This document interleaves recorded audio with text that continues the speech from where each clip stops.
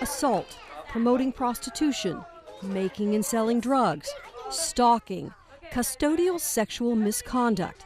These are just some of the 35 crimes on what Washington State calls the director's list. Get convicted of any of these, and just 5 years later, a person can be cleared to operate or work in a daycare. And that's not right. That's clearly not right. Then there are the crimes that don't require any waiting period. You can get convicted of the crime of cruelty to animals, having sexual relationship with an animal, and the day after you're convicted, you can apply to become a daycare provider or a daycare worker. State Representative Roger Goodman chairs the House Public Safety Committee and helped set the current director's list. We don't really have a lot of evidence that hiring people in child care centers with certain criminal backgrounds is of increased danger to the kids. Really? Then we told him about the Roberts family. Despite 2-year-old David Roberts' autism, his parents say he was always smiling. He loved his older sister. He loved the family pets. Hi, David.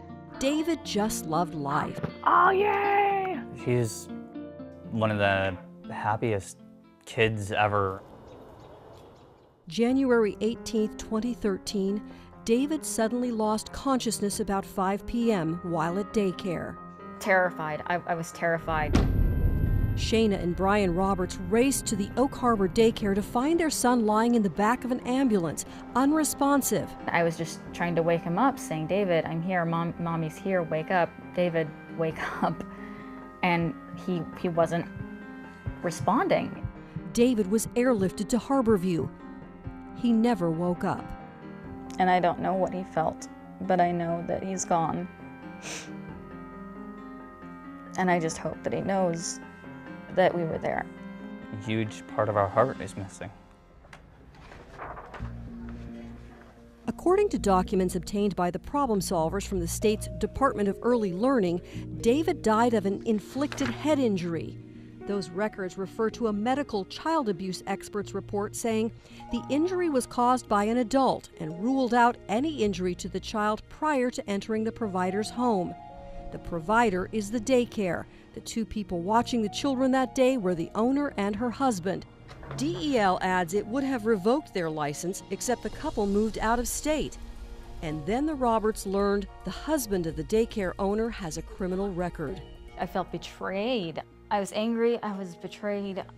The problem solvers examined the husband's criminal history and found a burglary conviction in 1999, a Class B felony.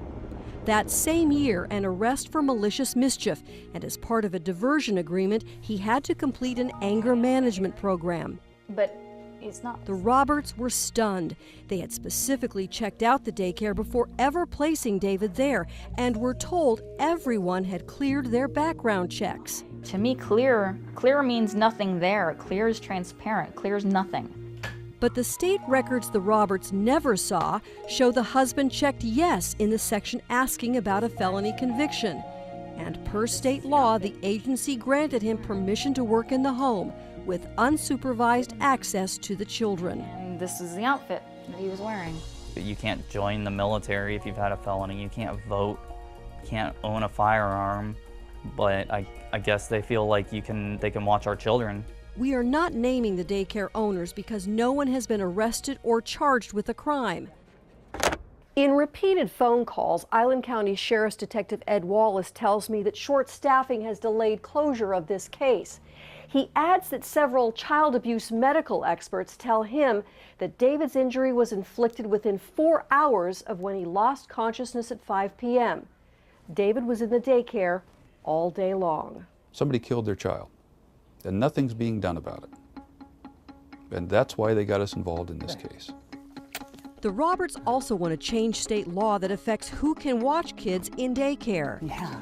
To see how widespread the issue is, the problem solvers asked the Department of Early Learning for a list of everyone with a criminal history the state has approved for daycare work since January of 2013. In the Seattle office alone, the state's approved 169 people with records. The state only allowed us to look at 90 of those applications. But in those 90, we found while many of the crimes were minor traffic issues, we also found 10 DUIs, 8 theft convictions, 3 for drugs, and 2 for prostitution, all cleared to work in daycares. The Roberts are disgusted by what we uncovered and believe those numbers prove current law puts children at risk. I mean, there's people dying here. There's children dying, and they're not changing it. They believe it's David's legacy to make daycare safe for other kids. The Roberts and their attorneys believe even if the state won't change that list of crimes, at the least they should require daycares to inform parents when their workers have a criminal history and what that history entails. And they plan to ask the legislature to enact this next session. Tracy Vetter, KOMO 4 News.